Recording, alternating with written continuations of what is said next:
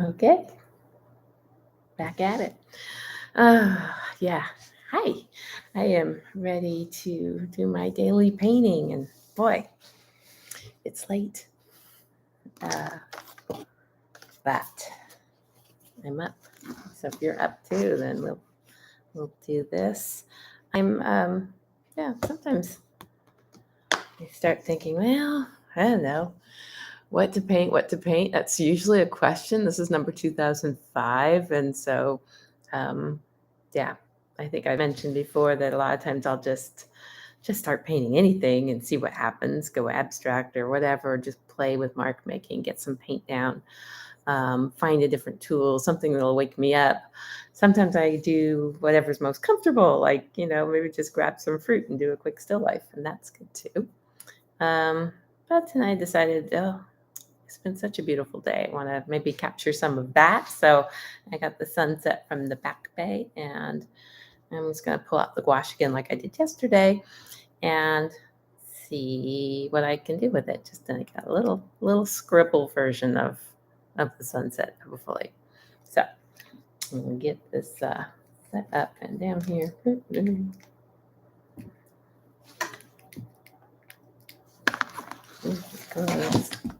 So professional. All right, let's see. Shadow of the cord and everything.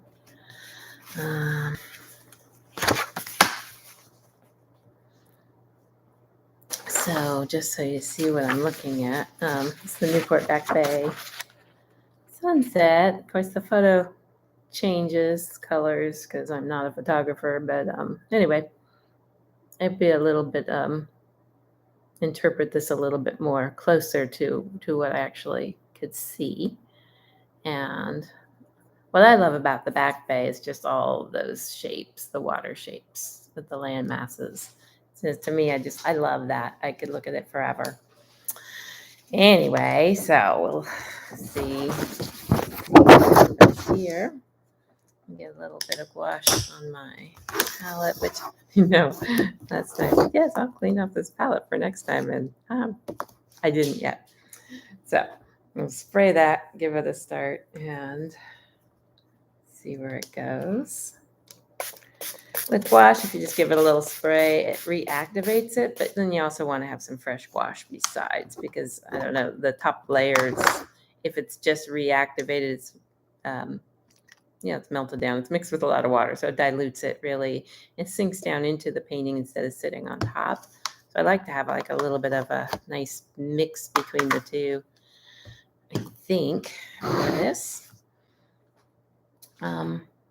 Sometimes I draw, sometimes I don't. Kind of depending, how quickly I want to just kind of wind down and maybe get to a book or something next. This is all just this thing I do just to relax, let my day kind of come to a nice ending. Because oftentimes it's sort of like, well, I don't know. Yeah, I'm focusing. It's hard to, sometimes hard to draw and talk at the same time when you're focusing, right, with the drawing. Drawing, it's underrated. The more you draw, the more you put pencil to paper, start noticing shapes and things that you're looking at, especially out there when you're out actually in the moment at that time to get some of this down. Really helps so much of your brain and everything. Let's see.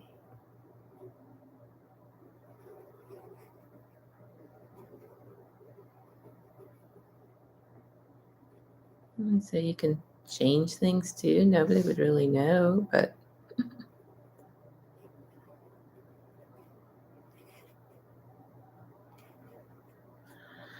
all right. And then this is probably be wasted space. We're quite sure about the composition on something like this because it's dark. The foreground in the photo, of course, is all black, and that would look dumb. Standing there, though, there is grasses and stuff. But if you put too much detail in that, then you're not really looking at this area where the sunset's going to be. So one solution to that is just to, oops, you can see my whole thing. I'm talking about this area here that you couldn't see. Anyway, the one solution to this is just to trim your page, right? That's the beauty of gouache or watercolor, things like that that aren't on a stretch canvas. You can a lot more, easily alter the shape and make it work for you. So don't be totally tied into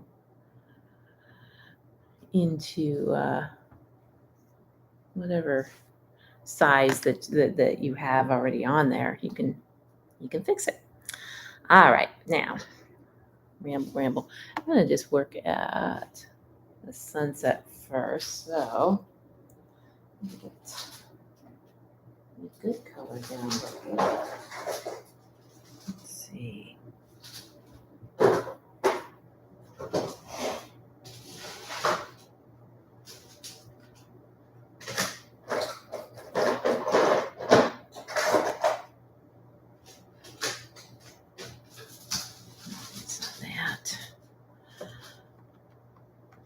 Ooh, sticky. Nice blue. Okay. And white. Alrighty. Ready to roll. Thank you for your patience if you're watching this.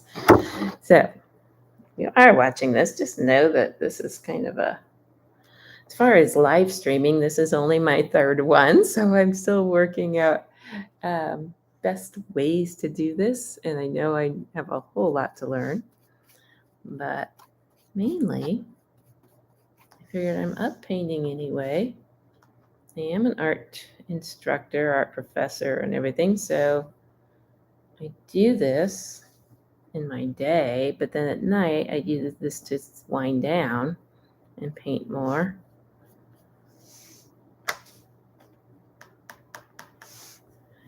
And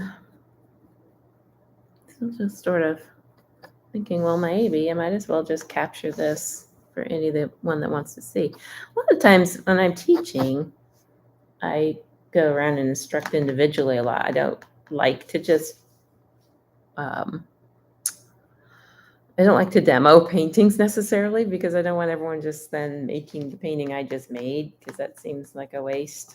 I like people to use their own vision. I think you get a whole lot more out of painting, drawing, and all the things that are in your head that you see the way you interpret it. And to just kind of go by my interpretation doesn't make sense to me. So it's one of the reasons I don't demo. Plus, the other reason is that, you go to class to paint and you want to paint. You don't want to sit there, I don't think, in front of the room, with me in front of the room, and you're watching me paint the whole time or part of the time. It just seems like, that can't be very fun. So, that pink is all wrong.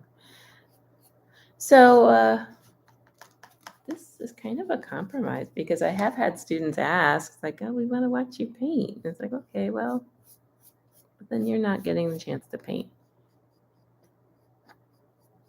And you're not learning because you're not doing it. And you learn by doing. So even if you're afraid, if you have never painted before, just do it. Just all right, wrapping paint. While we're talking, just force yourself to do this thing because I won't say it's not hard. Everything worth doing is a little bit difficult. It's challenging. And I don't know. It's one of the things I tell my students too. That's like, well, if it wasn't a challenge, why would you do it? Because if it was just easy and everybody does it, then what's the point? So I like a challenge.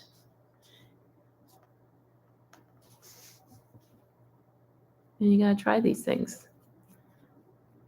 So that will be my My advice to you is just if you've never painted before, find a class, find an online tutorial. This is not an online tutorial. You're just watching me paint. So you're not going to probably learn here watching me, but you might be inspired, and that's a whole different thing. So hopefully that's a case that you do get inspired and you want to try this. And if you do, you sign up for a class. You can find all kinds of online tutorials for art.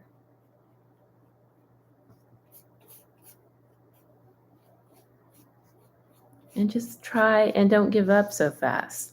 That's the other thing. Another thing I regularly tell my students. I say, for some reason,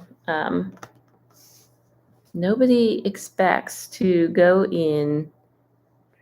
Let's see where those. Okay. Nobody expects to go. You see a concert grand piano in the room, and you just don't. If you've never taken piano lessons, you're not going to expect to be able to go in there, sit down at this beautiful instrument and play an amazing concerto because you know that you've never had lessons. So you don't expect that. And so of course you're not going to be upset that you can't. You understand that you can't because you haven't ever tried and you've never taken lessons, and you know that it takes a lot of practice, and the people that do music work at it for a long, long time, many, many years, doing scales and all sorts of things. Well, the lighting in here's bad. I got to do something about getting better lighting. If I switch that one down, you can see the color better. Yeah, no, not at all now. Yeah, it's a good thing to try. Oh, well, we'll work on that. One of the things I work on. Suffice it to say, I'm kind of liking this color. It's got a lemon yellow coming in here, but it's not quite showing up on the screen. It's looking like a stormy day. Oh, well. Anyway, back to the piano. So you don't expect to. But for whatever reason, with painting, with drawing, all of those things, people think, you try it once and then you just declare that you can't do it. And you're all just, well, I can't even draw a stick figure, or I can't paint. I tried it once. It's like, well, no, you have to work at it. You have to put in your dues, practice your scales, mix colors, grab a pencil and start just writing down and drawing what you see, what's in front of you, and even that is kind of a mystery about that, because learning how to look at things, learning how to actually see. And I'll tell students, we're out plein air painting in my plein air class, and I remember multiple times I'll be saying, hey, look at the color in that rock. Do you see the oranges and the purples? And it's like, oh, it's a gray rock, And so, and that is what it appears to be. You see the, let's see what I did. You see the actual local color, right? The actual color of the rock might be gray, but what we're painting is not the local color. What we're painting is how the sun and the light reacts with that local color. And that's what you're trying to capture.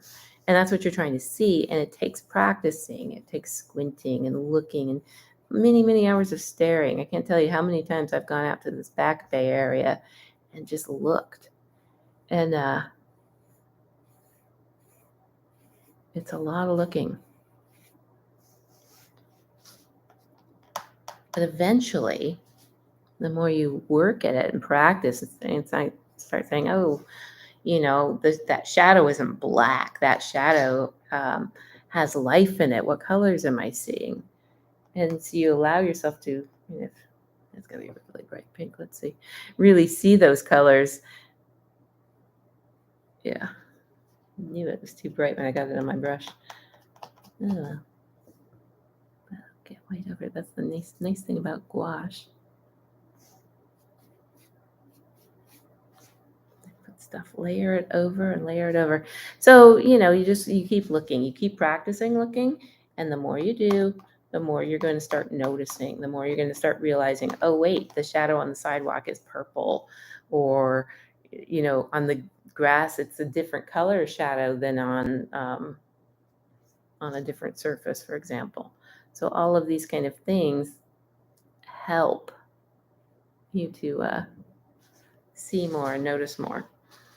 And then eventually that, pulls into your painting practice and what you're able to see and then put down. And there always will be then pretty much a gap. I mean, as long as I've been an artist, there's always been this gap between what I can see and what I can actually produce skill wise. And there should be that gap because, again, that makes for the challenge because I'm learning more and more every day. I'm noticing more things. I'm understanding more about what I'm looking at. And so as I'm doing that, I'm looking at things. As I'm doing that, I am understanding the form or the landscape or whatever it is I'm looking at. I'm understanding it more and more.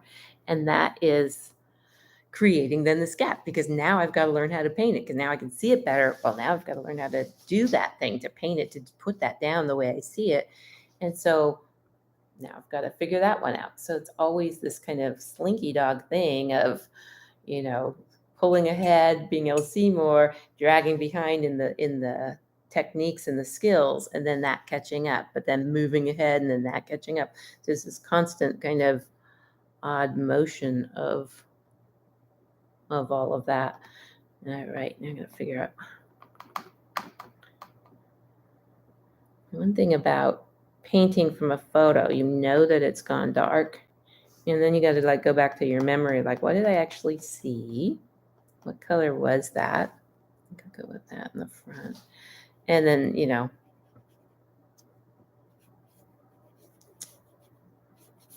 how can I best put that down? So a lot of it's a building your memory skills too. And then sometimes it is about just taking some really good color notes. So out on location, if I'm not painting, and often I am, but sometimes I just, don't. I might make some color notes. I might have my box of crayons with me where I'll say, okay, it was this cerulean blue that I saw or whatever. And I grab the crayons and make some little notes.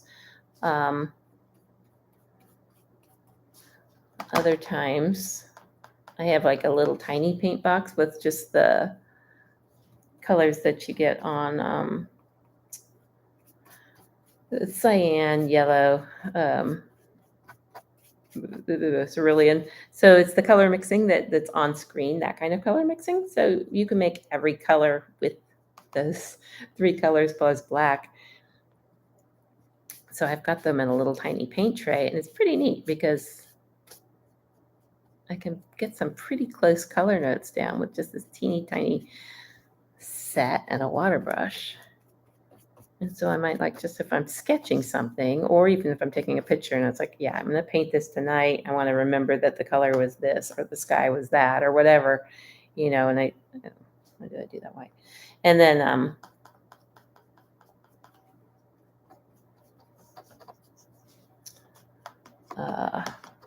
then I can correct, if I forgot. A lot of times you do, you get home, it's what did I take that picture for? It's not all that great. Or I know it didn't look like that. And then that's a chance to test your memory as well. I realize I'm out of the screen, sorry. Well, live streaming is so new. Let's see if I pull that up a little more. Let's see my picture too. All right. So let's see. Well, somebody joined me. Hi. I think you were my first viewer in person. Because I just started this on Friday. I thought, okay, let's just do this thing. And I really didn't put any thought into how I'm going to do this thing or what it's going to look like or and I said too, I'm going to read some things about live streaming and learn about it. And it was a busy day today again, so I still haven't done that. But that's okay. We'll just go with it. And yeah, that's going to be too dark.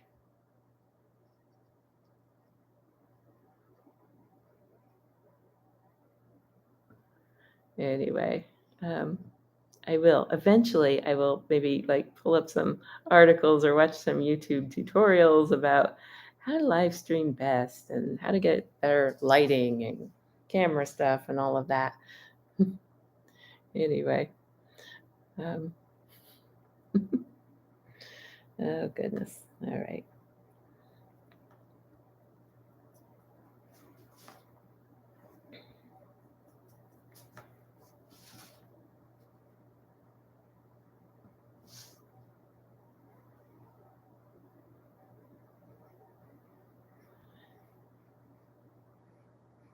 And the main thing is, it's just since this is not a tutorial and I'm just doing it because I'm painting anyway, and I'm just doing it to maybe hopefully make some of my students happy that want to actually watch me paint. It's kind of killing two birds with one stone. I mean, I'm always doing this nighttime painting. I do this. It relaxes me before I go to bed.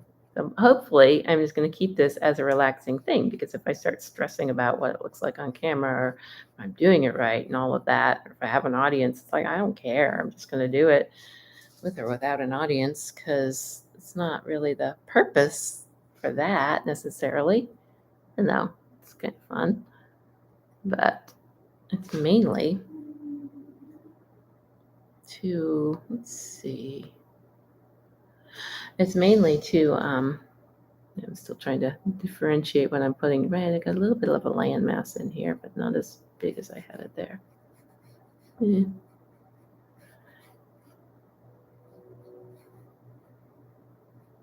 And then just to do it, and hopefully to encourage people to do this too, because it's a fun practice. Let's see, that water goes that way. It gets thicker in there. Oh, right, I've got this landmass here too.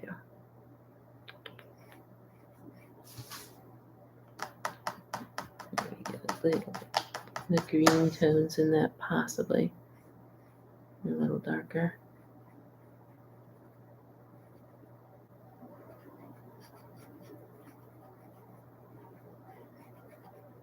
Yeah, that one's super pink.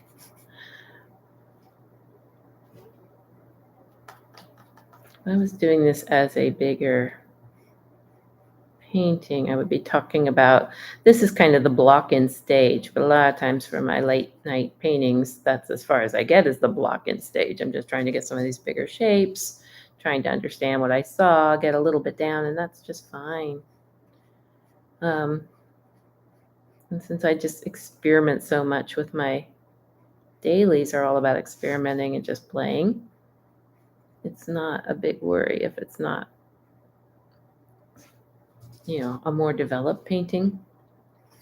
I sometimes wonder, like, what's that like for people that don't understand what I'm doing, or, or that maybe just saw me on Instagram or something, and or Facebook, and they see these pretty underdeveloped paintings often, very often. And not really sharing a lot of my regular work, which I probably should. Like the bigger paintings and things like that, but I don't know.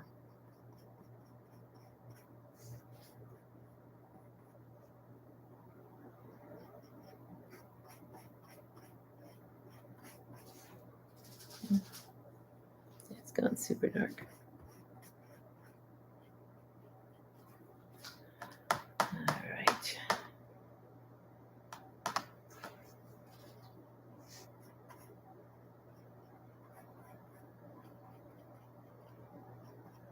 I love the opacity of gouache. I mean, I like watercolor a lot too, because I love the translucency of watercolor, and I'll probably play with that very soon.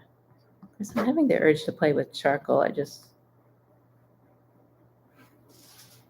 didn't yet. Because I think I mentioned that yesterday. I was getting my charcoal organized. And I've been reading this really good book about charcoal.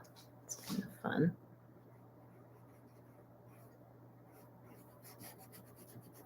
So I want to try some of the things that I'm learning. As an artist, it's important. You always learn, always discover. I have so many art books. So that's another thing I do, like my late night stuff. Sometimes I'll bring out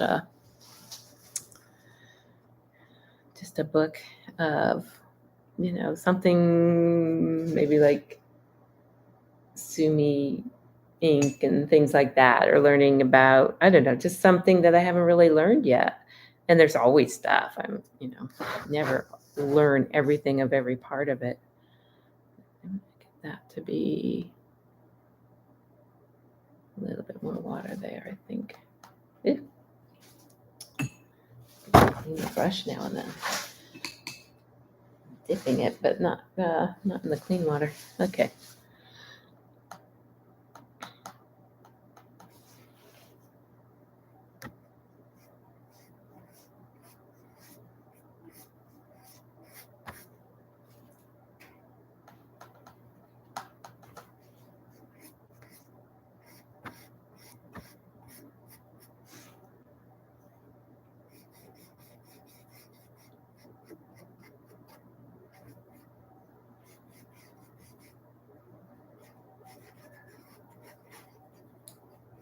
Yeah, it's making me happier a little bit. And then I'm gonna get some of that highlight in there where it got really bright back there. All right. Yeah, I think I want to figure out how to do the music thing too, because a lot of times it's just nice to put on some soft music and just paint. So yeah, with this time, I'm still figuring it out what it should, what this should look like or what this will look like. And I don't know, I guess it will evolve into whatever. And if people want to join me and bring some art supplies along and paint something too, it's really about developing this practice.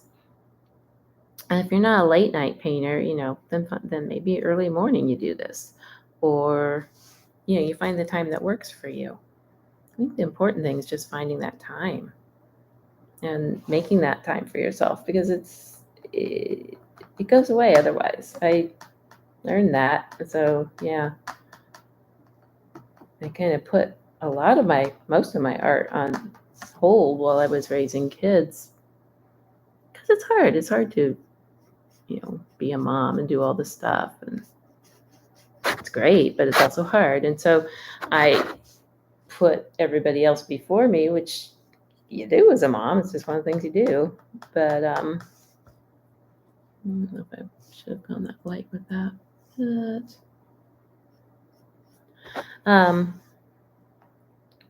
But I wish I would have kept my painting up. That's one of my regrets. And I don't,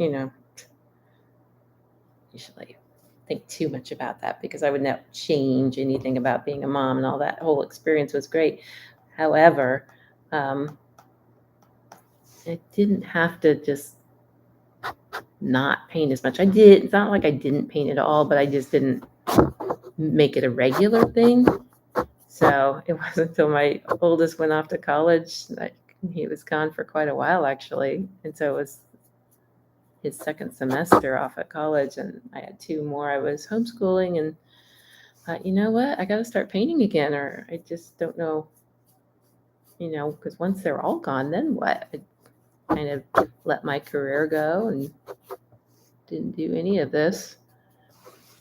So by making that time, it's good, because it got me back into the groove. It took many, I mean, I'm still working on it. It takes many years to get back to it. Shoot, it's not like riding a bike. I mean, I feel like you got to kind of relearn a lot of stuff.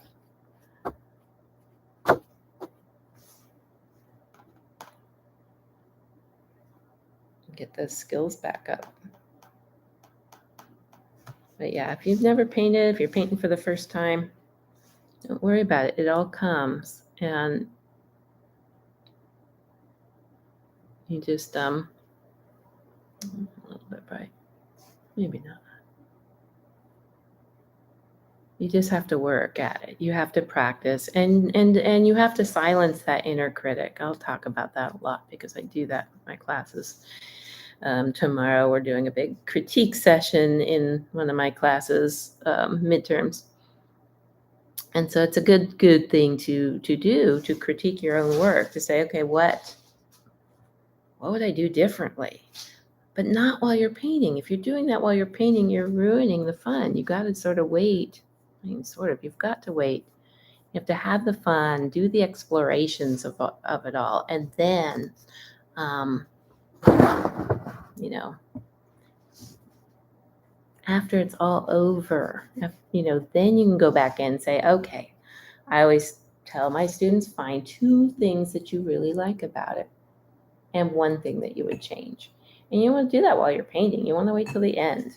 And that way you have a good experience, especially with these daily paintings, especially with this nighttime thing, because I don't want to go to bed frustrated, right? That, darn, I couldn't paint tonight. Instead, it's really okay. It's really fine to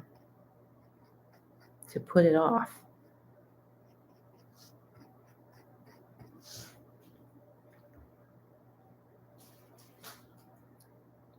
But when you're all done, or come back the next day and reevaluate, look at it with fresh eyes, get away from your painting.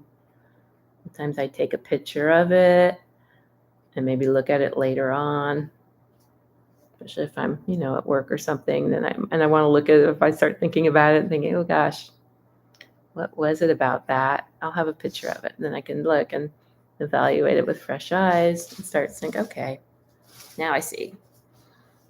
Now I see what I did. And it's okay. So 2 things you love, or like at least, but 2 things you love and 1 thing that you would change, and only 1 thing, because there might be 50 things I would change on this. Probably are. But but I only want to find the 1 thing at a time. That way I can focus. If it was composition, if it's color and lighting like it is on this one, that would be the thing. I like the composition. I think it's kind of cool. But I don't know if I want that to be orange or not, but I definitely want to lighten it where the sun's hitting. Just trying to recall how much you could actually see of these land things. Anyway,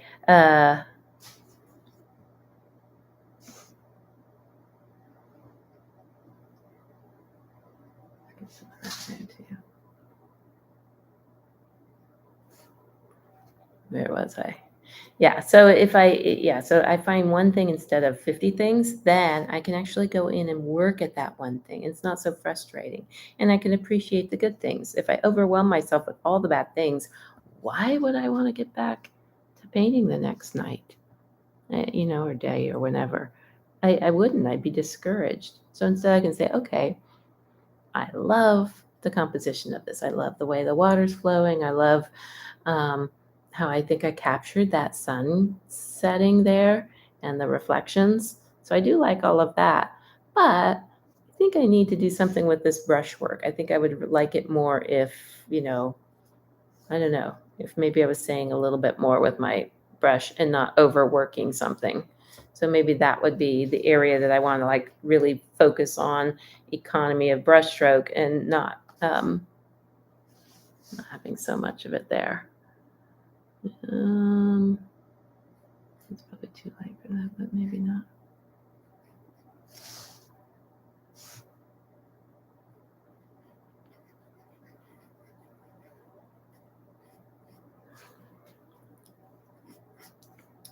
Anyway, that's just my advice. Not that you asked for it, but I'm offering it anyway. Haha. Yeah, that's kind of messy right there. So things like that, you can notice and say stuff. That's the inner critic in me that I'll allow. Notice something's okay. Let's fix this or let's fix that. And then that works. Yeah. And the little rivulets come off of it too and get little puddles that break up some of the land.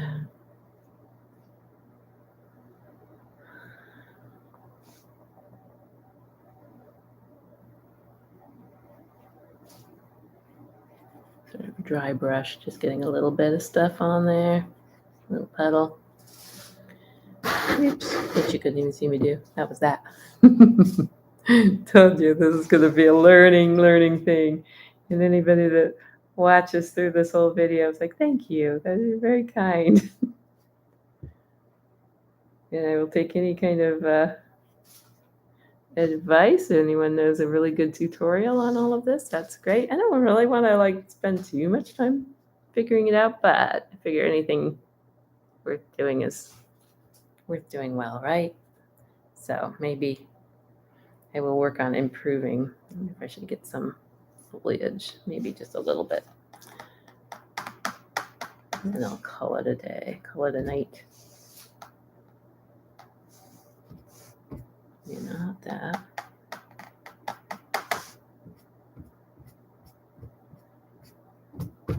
When we put too much stuff on the bottom, then it takes away.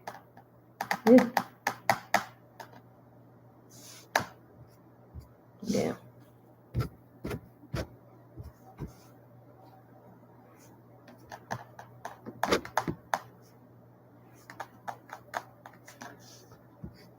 Ooh, that's big. Okay. Well, maybe. As long as I did it. We'll do it up big. I mean, they're definitely there. It's not like I'm imagining it, so. Yeah, it's gonna work for now. Okay, well, use that. I like this every night. My little ritual. I paint something, draw, paint, get my camera right over the top, take a quick picture, and put it up on Instagram. So, okay. Ooh, turn me around. There we go. All right. So, made it to the end. If you watch this whole thing, thank you very much. Maybe just share it with your friends and let them know this is just a place to hang out and paint. Maybe get in the habit of painting every day like me, and that would be so great. I would here to encourage you. If you have any questions, as always, just let me know. I am here. Thanks. And I get to press the button, end the stream. I'm figuring it all out. Yay. Bye.